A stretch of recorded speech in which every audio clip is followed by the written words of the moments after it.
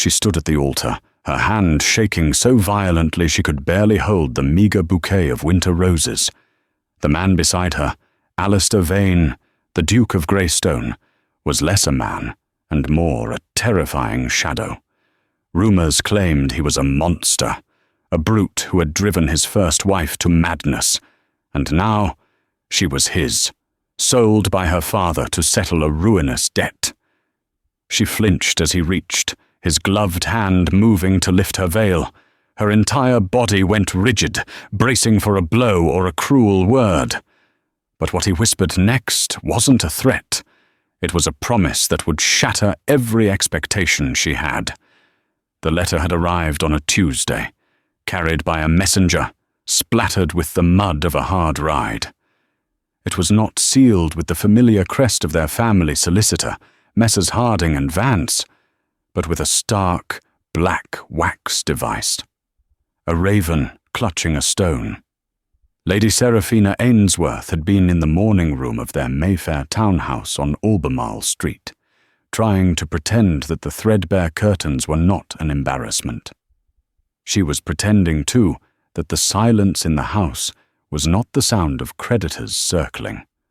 Her father, Lord Geoffrey Ainsworth, had broken the seal with a trembling hand. He read the contents, and the last vestiges of colour drained from his face, leaving behind a waxy, terrified pallor. "Father, what is it?" Seraphina asked, setting down her teacup.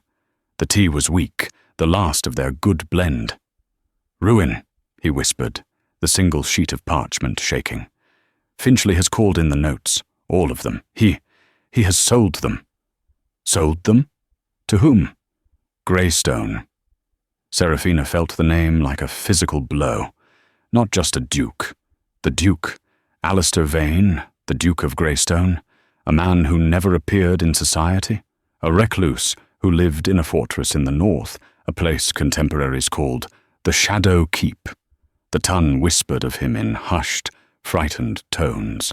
They said he was disfigured, that he was cruel, that his first wife, a fragile creature, had thrown herself from the battlements, rather than endure his company.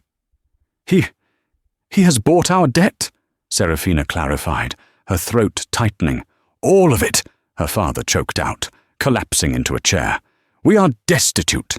He will seize the house, the lands, everything. We will be in the Fleet by Friday." Then her father looked at her, and a new, desperate kind of shame filled his eyes. "He has offered a correspondence, a way out." Seraphina already knew. She felt the cold creep up her spine, a premonition of her own doom. "What way, father?" "He requires a wife." The words hung in the air, thick and suffocating. A wife. Not courted, not wooed, but required, like a piece of furniture or a brood mare.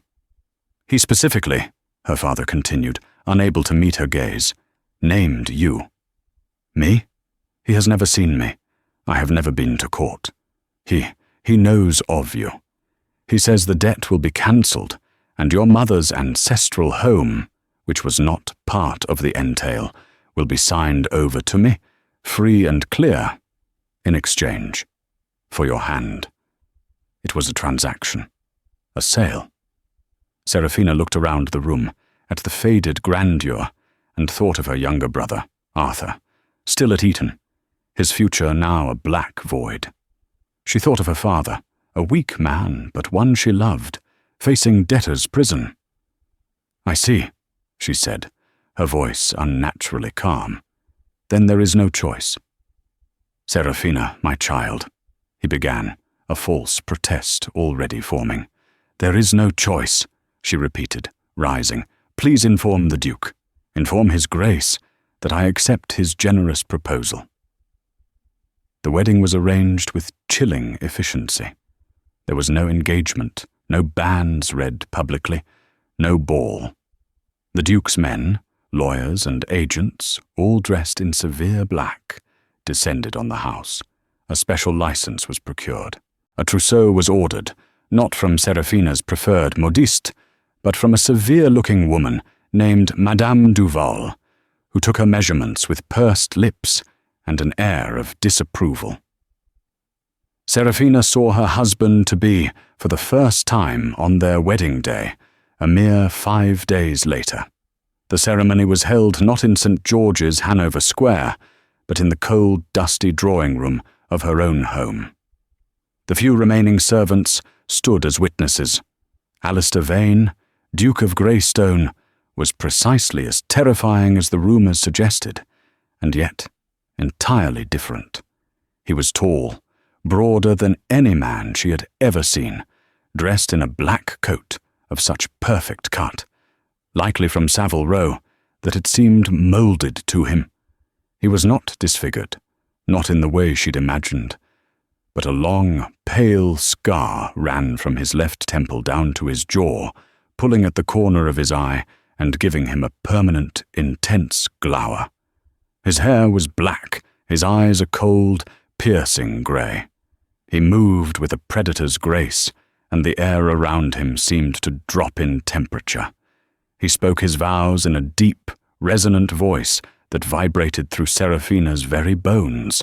She whispered hers, her voice a reedy, pathetic thing. When he was instructed to kiss the bride, he paused.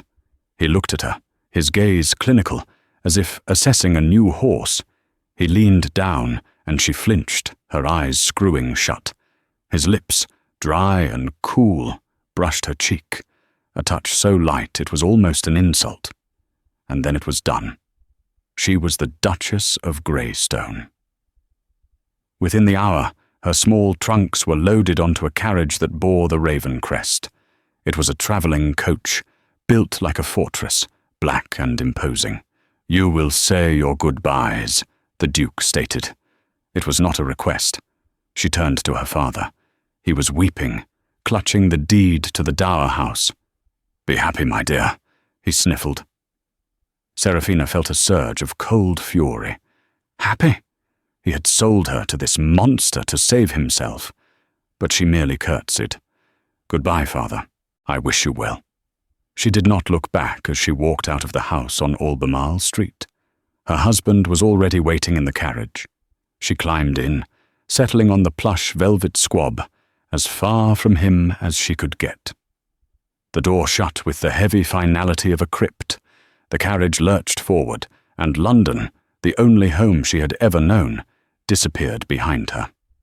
The silence inside the carriage was a living thing. It was heavier than the fog that pressed against the windows, more oppressive than the rhythmic drumming of the horses' hooves and the crunch of iron-shod wheels on the frosty road. Serafina sat perfectly still, her hands clasped so tightly in her lap that her knuckles were white. She was acutely aware of the man opposite her. The Duke of Greystone did not fidget. He did not look out the window. He did not, it seemed, even breathe. He simply sat, a formidable statue of black wool and grim purpose, his gaze fixed on the compartment wall just past her ear. Hours passed. The dim light of the London afternoon faded into the deep, starless black of the countryside. They did not stop, save for 2 rapid changes of horses at prearranged posting inns, places so small and dark they seemed to exist only for the Duke's convenience.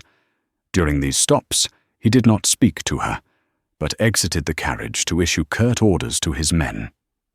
Serafina's stomach rumbled, a small, humiliating sound in the crushing quiet. She had not eaten since a piece of dry toast that morning. As if summoned by the sound, the Duke leaned forward.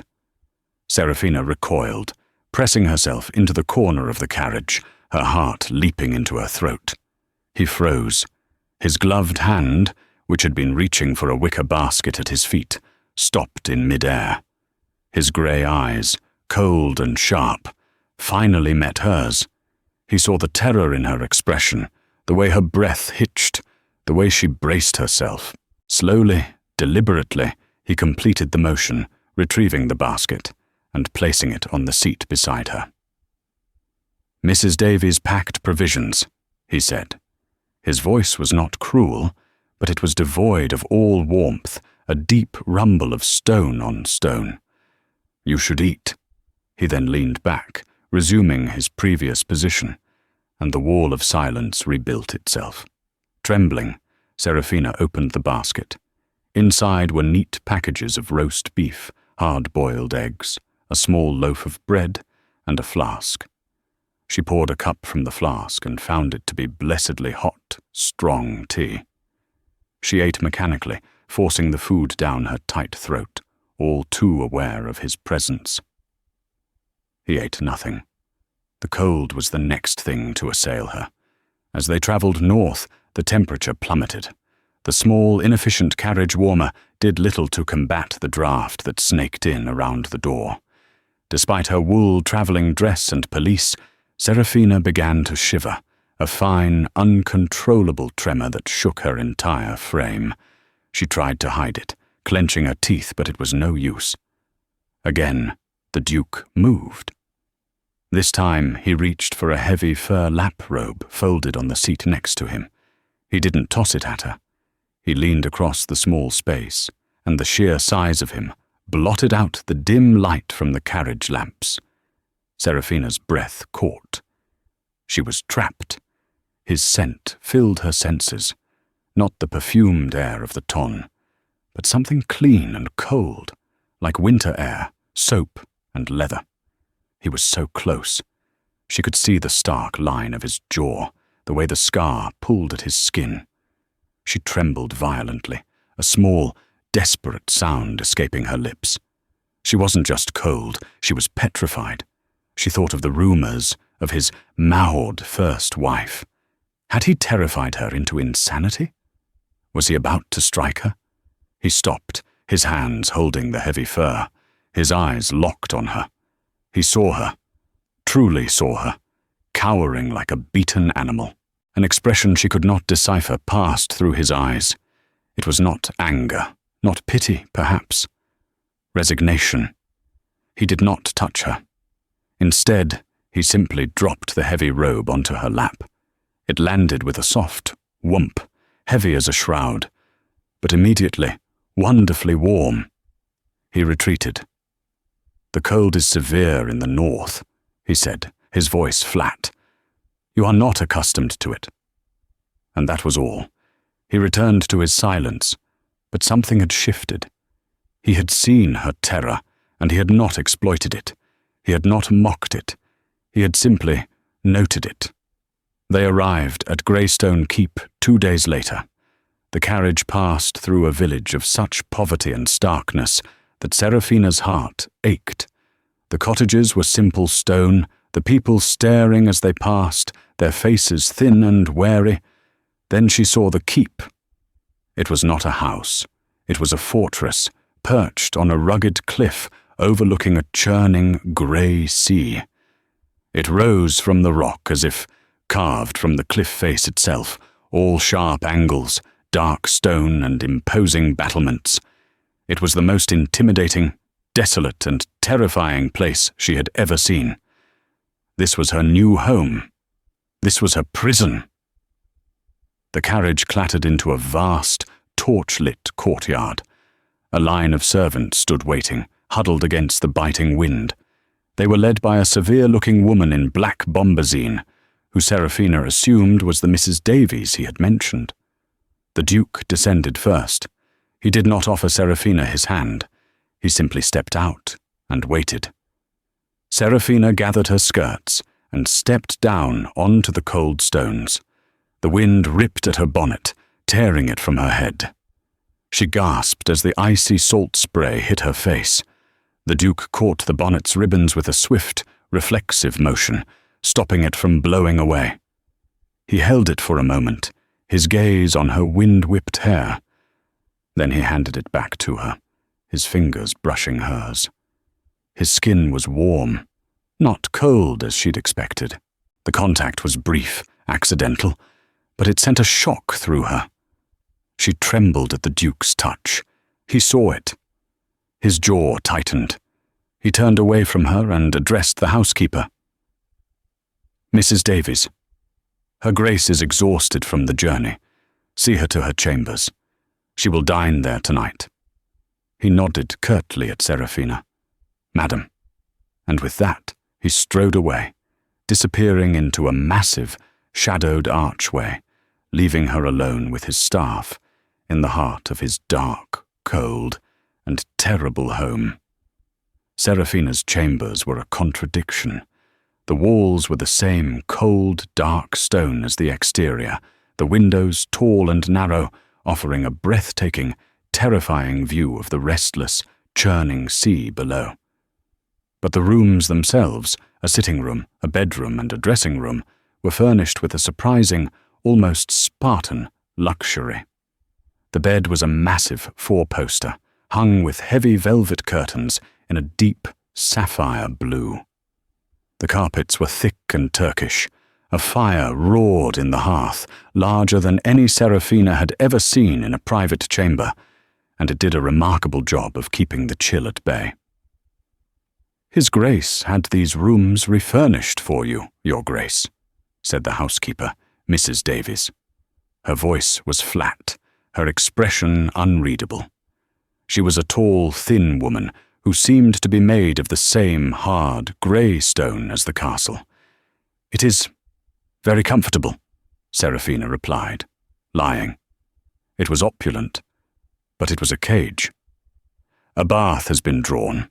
Your trunks have arrived. Agnes will attend you." Mrs. Davies indicated a young, pale maid who stood by the door, twisting her apron in her hands and refusing to meet Seraphina's eyes. The staff, Seraphina learned quickly, was the most unnerving part of Greystone Keep. There were not many of them, far too few for a fortress of this size, and they were all silent. They moved through the vast, echoing halls like ghosts, starting in terror if Seraphina happened upon them. They spoke only when required, in low whispers. It was not servitude. It was fear. They were utterly, profoundly terrified of their master. Her first days passed in a blur of isolation.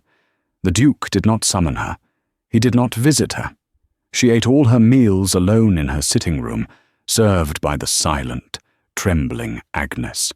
She wandered the sections of the castle Mrs. Davies had informed her were permissible, which seemed to be her rooms, a long, cold gallery hung with portraits of vain ancestors who all possessed the same cold grey eyes, and a small, chilly morning room.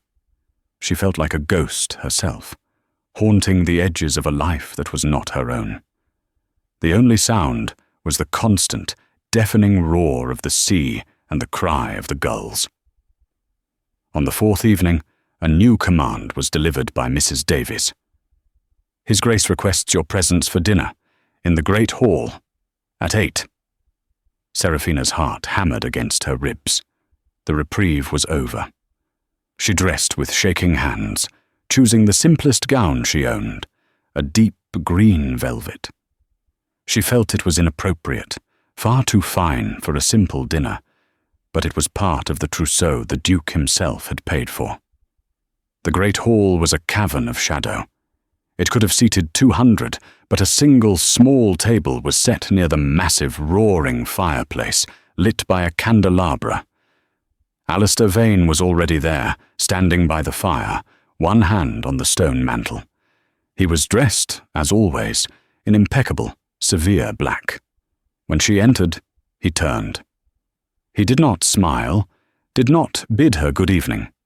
He simply watched her approach, his grey eyes tracking her every nervous step. "Your Grace," she murmured, giving a small curtsy. "Madam." He inclined his head. "Please, sit." He seated her, his movements economical. The dinner was served by 2 footmen who moved with the same terrified silence as Agnes. The food was excellent: roasted pheasant, root vegetables, a rich gravy. But Seraphina could barely swallow. The silence stretched, broken only by the click of silver on porcelain. It was worse than the carriage. Here, in this vast, ancestral hall, his presence was overwhelming. He was the master of this domain, and she was his newest, most terrified acquisition. "Do the rooms suit you?" he asked, his voice startling her. Yes, Your Grace. They are very fine. But they are not to your liking. It was not a question. I am not accustomed to such a dramatic view, she stammered, gesturing vaguely toward the windows, which were now black, rattling panes.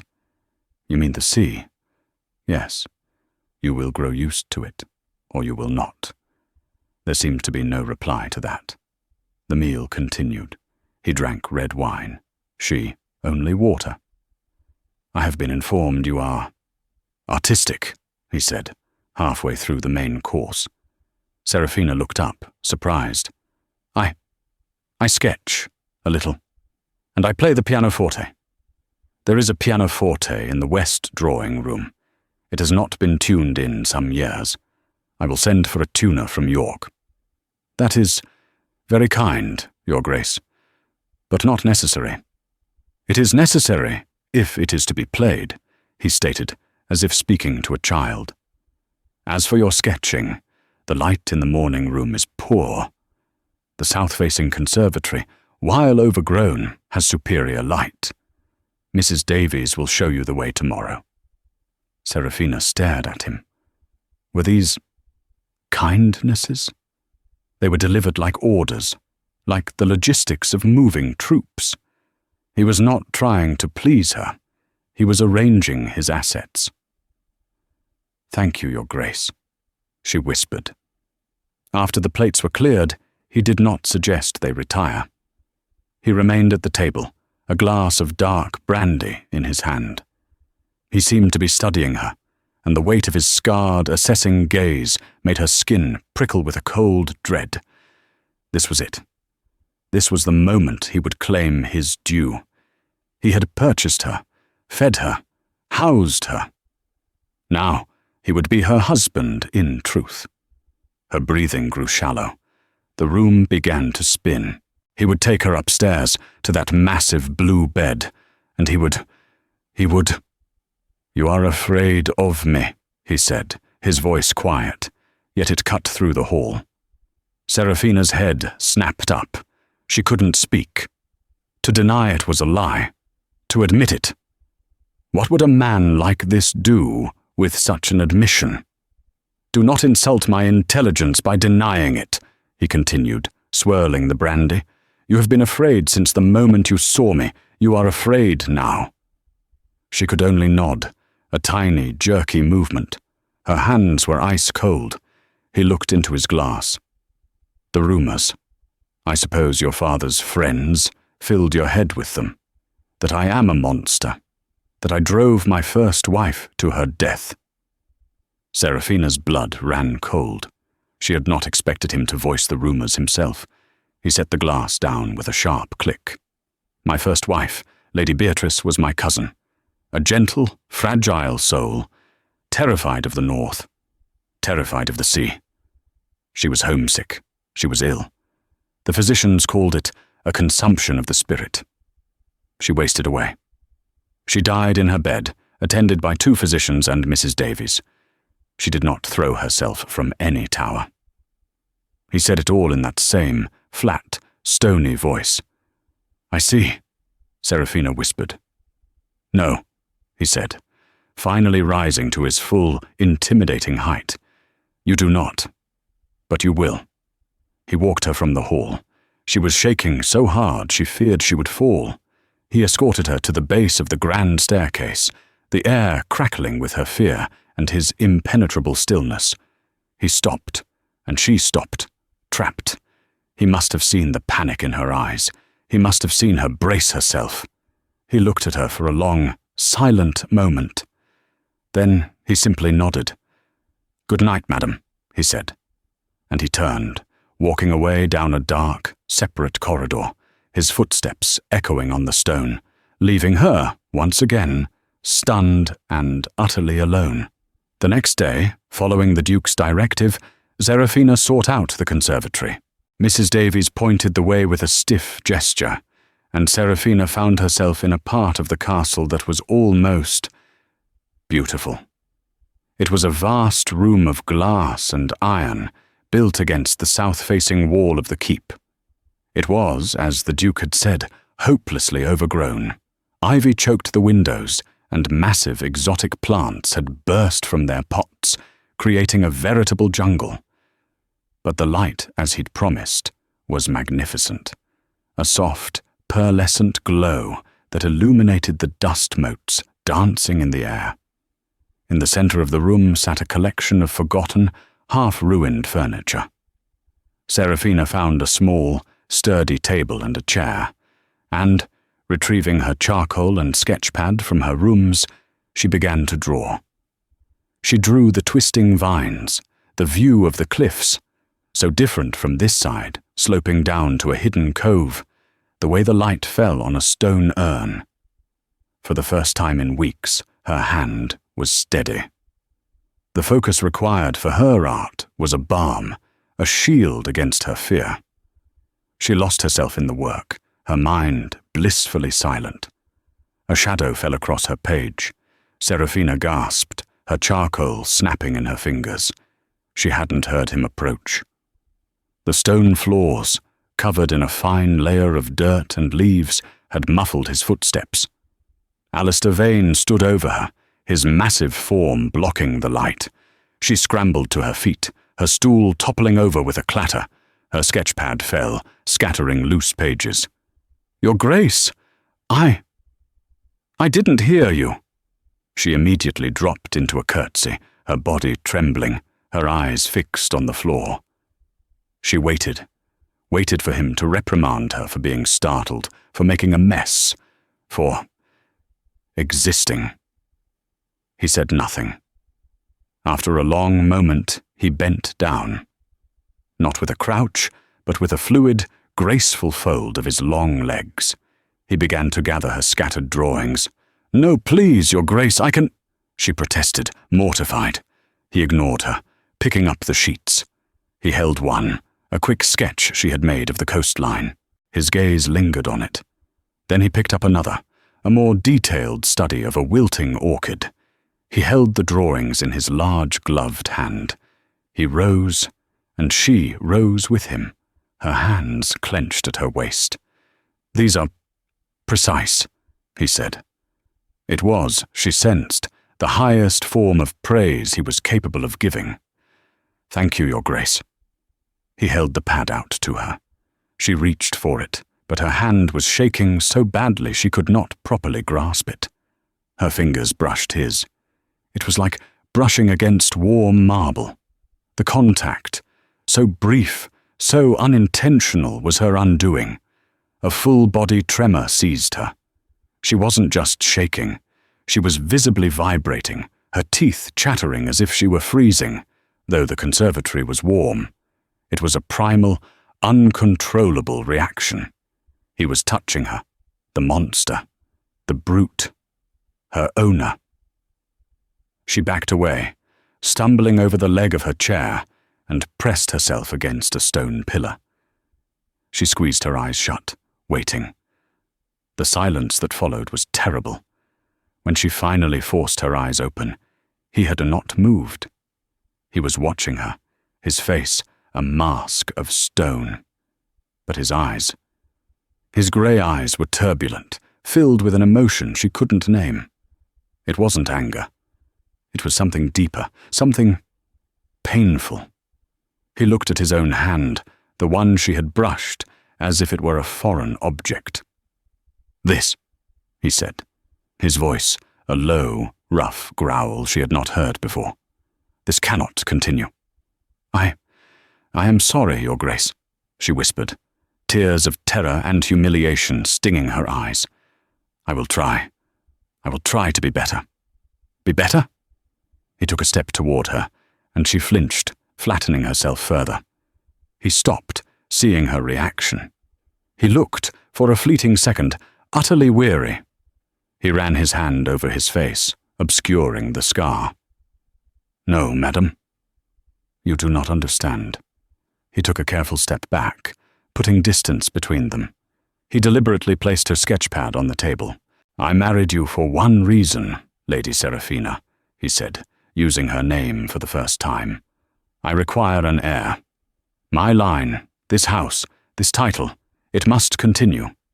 That is the bargain we have struck. Your father is safe, and I will have a son. This was it, the demand. Serafina's legs felt weak. I understand, she managed to say. No, he said, his voice sharp. You do not. You believe I will come to your room, force myself upon a wife who looks at me as if I am an executioner. He took a deep breath, turning to look out at the grey sea. I told you, I did not drive Beatrice to her death. I gave her space. I left her to her misery. I did not know how to reach her. He turned back, his face hard. I will not make that mistake again, but I will not make another, either. He closed the distance between them, but he did not move quickly. He moved with a slow, deliberate purpose, stopping just outside of arm's reach. She was trapped between him and the pillar. She could smell the cold air on his coat. You tremble when I am in the same room, he stated. You flinch when I hand you a blanket. You cower when I look at your drawings. He leaned in, not menacingly, but to be heard, his voice dropping to a low, intense whisper that was more intimate than any touch. She trembled at the Duke's touch, he murmured, as if quoting a line from a play he'd seen. That is what they will say of you, too. Another trembling, terrified wife for the monster of Greystone. He raised his hand. Serafina did not just flinch. She gasped, a strangled cry, and turned her face away, bracing for the blow that had to be coming. His hand stopped. She heard him exhale, a long, sharp hiss of breath. Slowly, terrified, she turned her head back. He was looking at his own, hovering hand with an expression of profound self-loathing. He let it drop to his side. I will never, he said, his voice raw. Take what isn't given. Serafina stared at him, uncomprehending. Do you understand me, madam? He demanded, his intensity frightening. I will not force you. I will not claim my rights. I will not share your bed. I will not touch you. I will not torment you with my presence. He paused, his gaze boring into hers. An heir must be given. Willingly. Or there will be no heir. And I will be the last of the vain line. That is my vow to you. He had just given her all the power. He had handed her the very thing she had been sold for, her own body, and given it back to her. She was his wife, his duchess, but she was, in this one, crucial aspect, free. She stammered. There is nothing to say. He cut her off. I will not dine with you again. I will not seek you out. You have the run of the castle. Save my study and the West Wing. Mrs. Davies will see to your needs. You are the Duchess of Greystone. You are safe. You are untouched. He bowed, a stiff, formal gesture. Your Grace, he said. He turned and walked away, his footsteps echoing this time, leaving Serafina in the bright, silent conservatory, her heart pounding, not just with fear, but with a new, shocking, and utterly bewild listener confusion. He would not take what wasn't given. The monster of Greystone, the brute of the rumours, was a man of honour. The Duke was true to his word. He vanished. Serafina lived at Greystone Keep for the next month, as if she were its sole, privileged occupant. She saw him only twice, both times at a great distance. Once, riding a massive black stallion at a breakneck pace along the cliff edge, and once standing on the battlements, a dark silhouette against a stormy sky.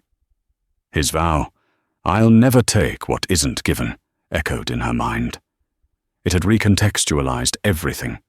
The cold journey, the separate rooms, the solitary dinners. They were not acts of cruelty or disinterest. They were acts of profound, almost painful, respect.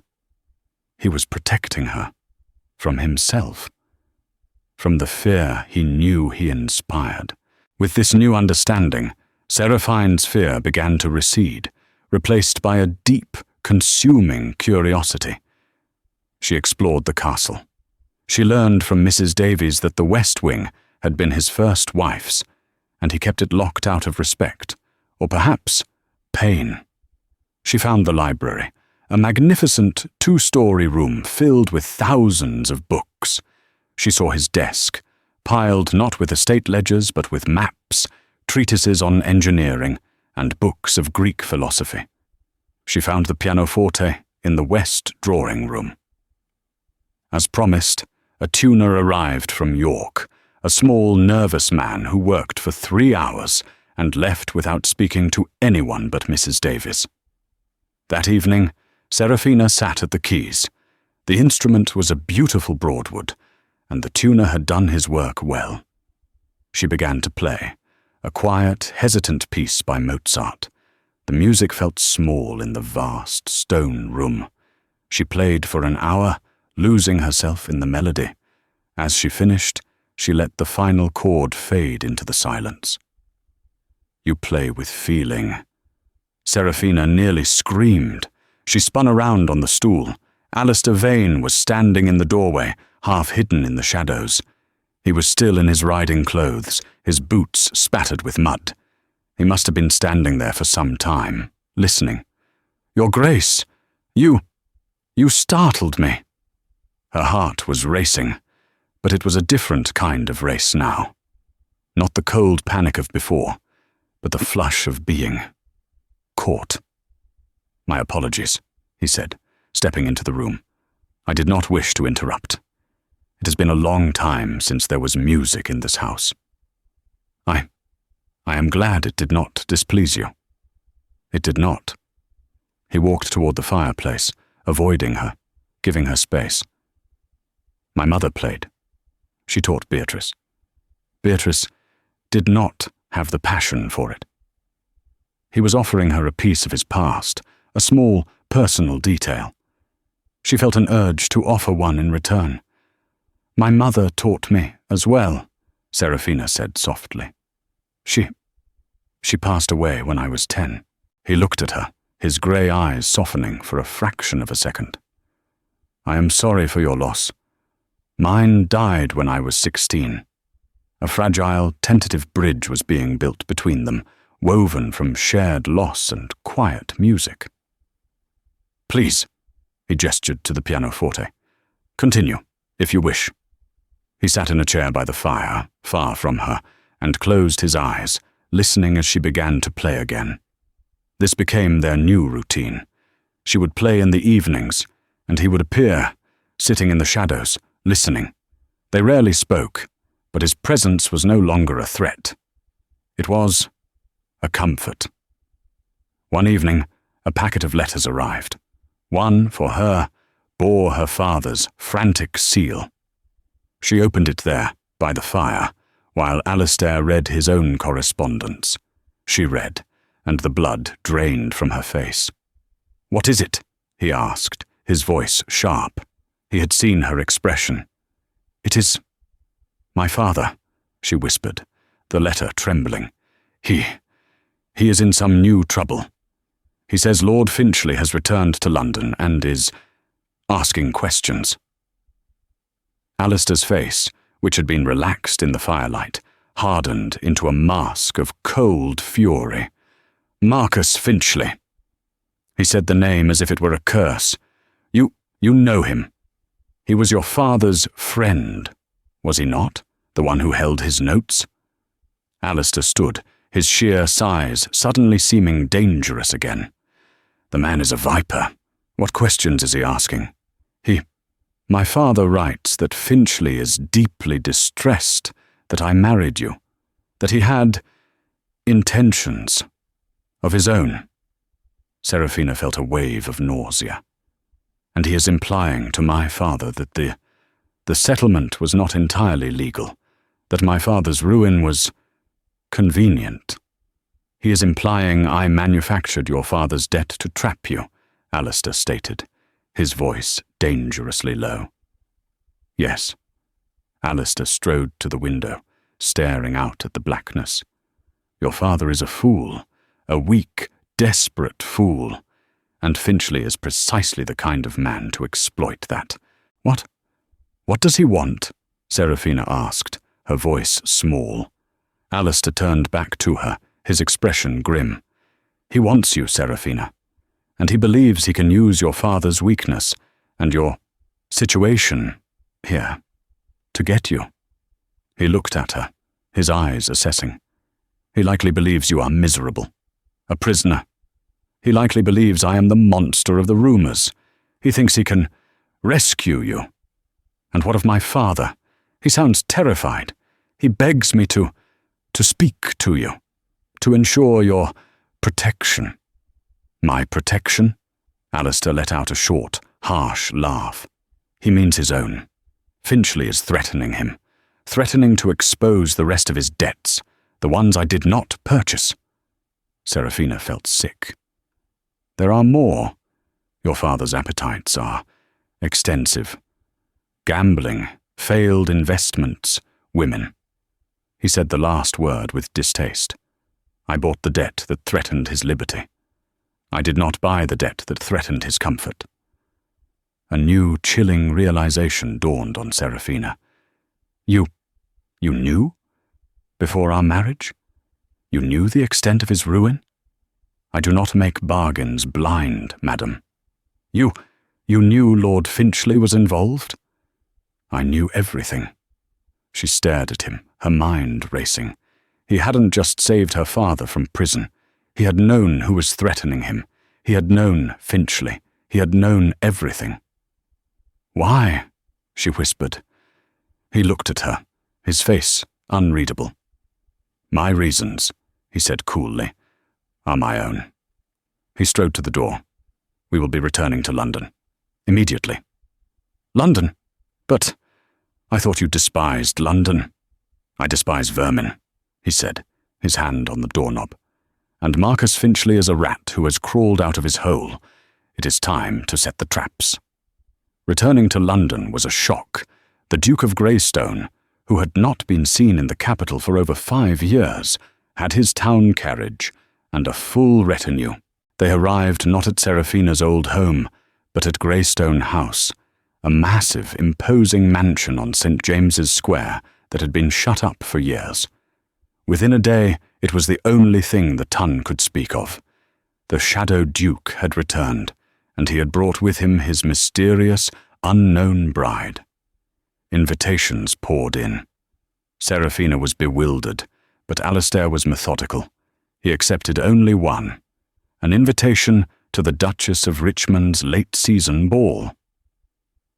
It is time, madam, he said to Serafina, that you were introduced to society, as my wife. The night of the ball, Serafina was attended not by Agnes, but by Madame Duval, the same severe French modiste who had made her trousseau.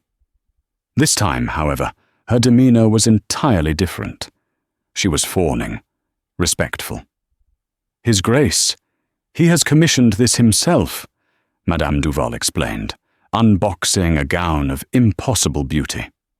It was not the sapphire blue of her rooms, but a deep, stunning silver that shimmered like moonlight on water. It was cut in the latest fashion, elegant and mature. Along with it were diamonds, the Greystone diamonds. He chose this, Serafina whispered, touching the cool silk. His Grace has a very specific eye, Your Grace, the woman replied. When Serafina descended the stairs, Alistair was waiting. He was not in his usual black, but in a formal evening coat of the deepest midnight blue, a diamond stickpin in his cravat. He looked for the first time, not like a shadow, but like what he was, one of the most powerful and handsome men in England. His eyes swept over her, and for a fleeting moment, the coldness in his gaze was replaced by a spark of appreciation. You look appropriate, he said. Serafina found herself smiling. As do you, Your Grace. His lips twitched. "Shall we, madam?" He offered his arm. Serafina paused. This was the first time he had offered such a familiarity. This was a public gesture. But as her hand, now steady, rested on his forearm, she felt the solid strength of him. It was no longer terrifying. It was reassuring. Their entrance at the ball stopped all conversation. The whispers were audible. Serafina held her head high, her hand on her husband's arm. He guided her through the sea of staring faces, his presence a bulwark against their curiosity. He was cold, dismissive, and utterly aristocratic, bowing only to the Duchess and ignoring everyone else. And then Serafina saw him, Lord Marcus Finchley. He was exactly as she'd pictured, impeccably dressed, handsome in a slick, predatory way, with pale blue eyes that held a chilling emptiness. He was watching her. "Do not leave my side," Alistair murmured, his voice so low only she could hear it, his hand covering hers on his arm. "I will not." They danced the first set. Alistair was a surprisingly adept, if stoic, partner. It was clear he was doing this only to establish her, to show the world that she was his. As the set ended, Lord Finchley approached. "Greystone," Finchley said, his voice smooth as oiled silk. "We had all thought you'd become a permanent fixture of the North. What a surprise to see you." "Finchley," Alistair replied, his voice glacial. Finchley's gaze slid to Serafina. He bowed low. "And this must be the new Duchess. Your Grace. What an unexpected pleasure. Your father is an old associate of mine. I must confess, I was heartbroken when I heard of your sudden marriage." "You hide your heartbreak well, my lord," Serafina said, her voice clear and cold. Alistair's stillness was giving her strength. Finchley's eyes narrowed. "A sharp tongue. How delightful. Perhaps, Duchess, you would honour me with the next dance, so we might reminisce about your dear father." It was a threat, wrapped in a pleasantry. "My wife is not dancing this set," Alistair said. "Surely the Duchess can speak for herself?" Finchley smiled, but it didn't reach his eyes. Serafina looked at him. "I am feeling fatigued, my lord. Perhaps later." Finchley's smile tightened. "Of course. I shall await the opportunity." He bowed and melted back into the crowd. "He will not wait long," Alistair said, guiding her toward a small alcove. "He will try to corner you. Let him." "What?" "He has a message for you. I want to know what it is. I will be close. Do not be afraid." "I am not," Serafina said, surprised to find it was true. It happened half an hour later. Alistair was distracted by the Duke of Wellington, a deliberate move. Serafina was momentarily alone. Finchley materialized at her side. "You are more beautiful than your father's descriptions," he whispered, steering her into a secluded alcove hidden by a large fern. "And wasted on that brute." "Lord Finchley, I must ask you to—" "Oh, stow the indignation, Serafina," he sneered, his mask dropping. "We both know what you are. A payment, a frightened girl sold to a monster. But I am here to offer you a preferable arrangement." "I am not interested in your arrangements." "You will be." He leaned closer. "Your father, Geoffrey, is a fool, but he is a useful fool. He left quite a paper trail. Did you know, for example, about your sainted mother?" "Leave my mother out of this." "Oh, I can't. You see, she had quite the taste for the gaming tables. When she died, she left behind a debt that would have ruined your father twice over. But he was clever. He borrowed from an entailed trust, a trust he was not the sole signatory for. He forged the other trustee's name." Serafina's blood ran cold. "You are lying." "Am I?" Finchley smiled, tapping a breast pocket. "I have the letters, from him to the moneylender. The forgery is quite plain. Do you know whose name he forged? Seraphina couldn't breathe. Alistair Vane, Senior, the last Duke of Greystone. Your husband's father. The world tilted. Her father had committed a crime, a serious one that would not just see him in prison, but would disgrace their name for eternity. What do you want? She whispered, all pretense of strength gone. There. That's better. Finchley's eyes glittered. Greystone is powerful. Too powerful. He interferes in things that do not concern him. He has contracts that I want. He has political influence that I need. You are his wife. You are inside his fortress. You want me to spy on him. I want you to find his ledgers, his private correspondence. I want to know who he speaks with at the Home Office. I want to know about his operations at the docks. You will bring me what I need, or I will send this lovely little packet of letters to Lord Sidmouth himself. Your father will be transported. You will be disgraced as the daughter of a forger. And your honourable husband will cast you aside like the trash you are. He smiled, straightening his cravat. You have 1 week, Your Grace. 1 week to decide where your loyalties lie, with the father you are protecting or the brute who bought you. He bowed, kissed her gloved hand. She did not pull away, she was frozen, and disappeared. Seraphina stood alone, shaking, the music of the ball a dull roar in her ears. She was trapped, utterly and completely trapped. Seraphina barely remembered the carriage ride home, only Alistair's sharp, concerned glance as she whispered she was unwell. She fled to her rooms, her mind a whirlwind of terror. Her father was a criminal. Lord Finchley had her cornered. She was trapped between betraying the husband who had shown her honour and ruining her father. She paced for hours, Alistair's vow echoing in her mind. I'll never take what isn't given. Finchley was taking, using fear. Alistair, the supposed monster, was not. Then, a realization hit her like a physical blow. Alistair had known. He had known about her father's debts, the forgery, and Finchley's interest. He hadn't married her for an heir. He had married her to save her, to pull her out of Finchley's reach before the trap could be sprung.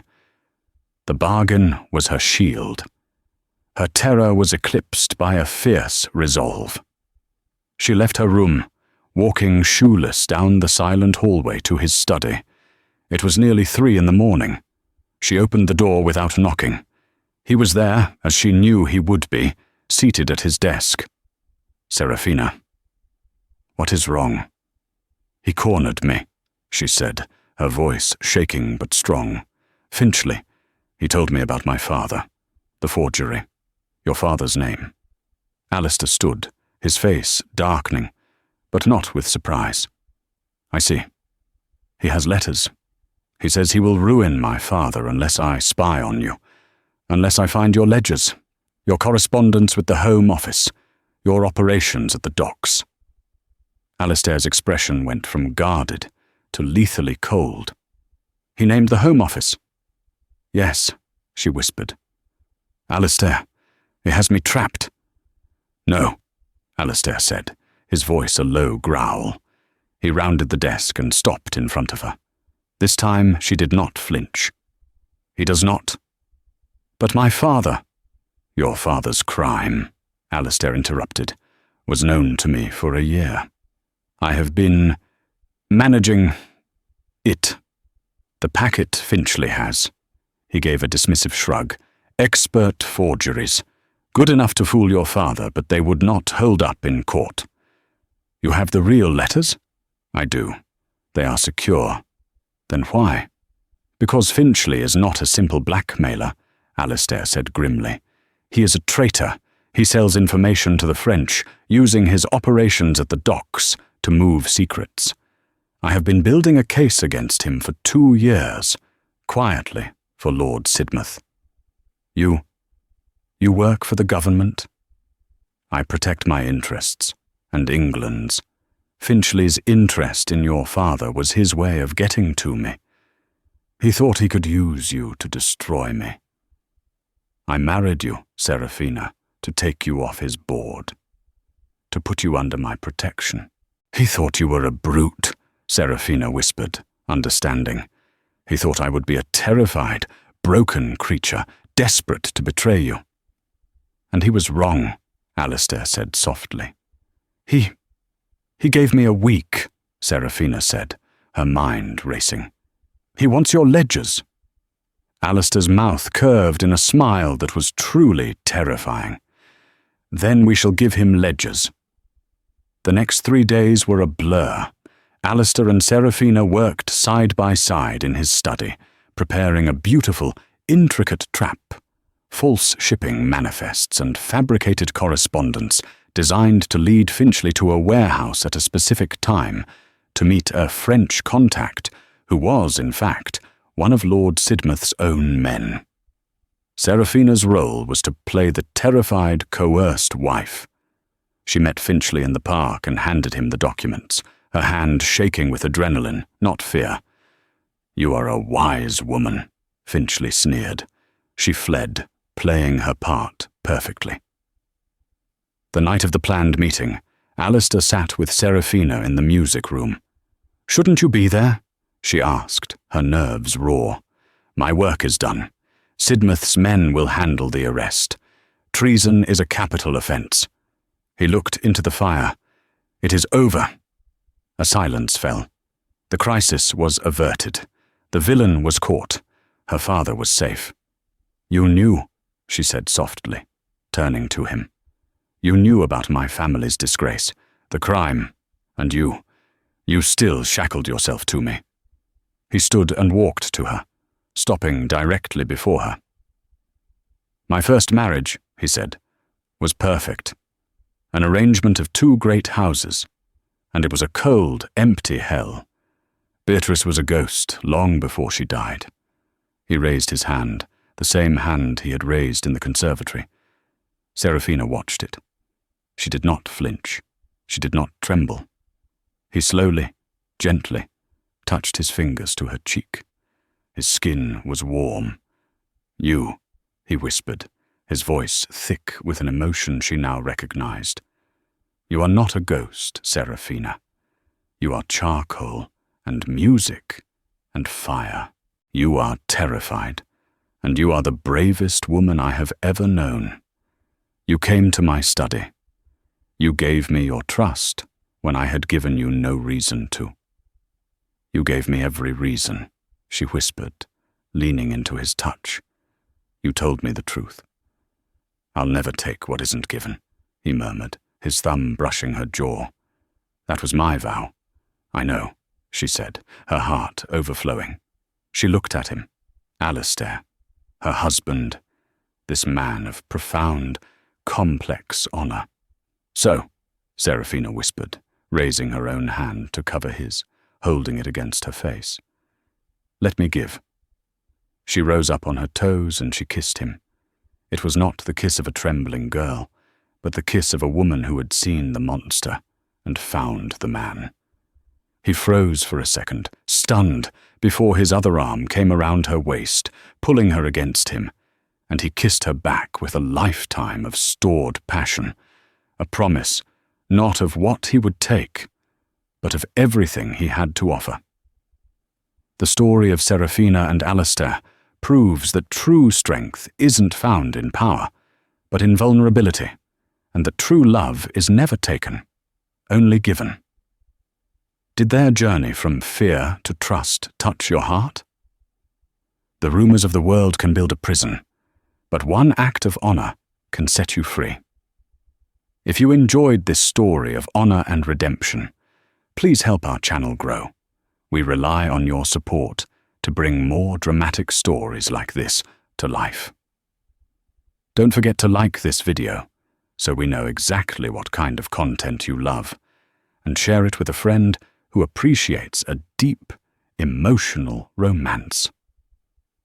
Most importantly, if you haven't already, please subscribe to our channel and ring that notification bell. We have so many more stories waiting to be told, and we don't want you to miss a single one. Thank you for listening, and we'll see you in the next story.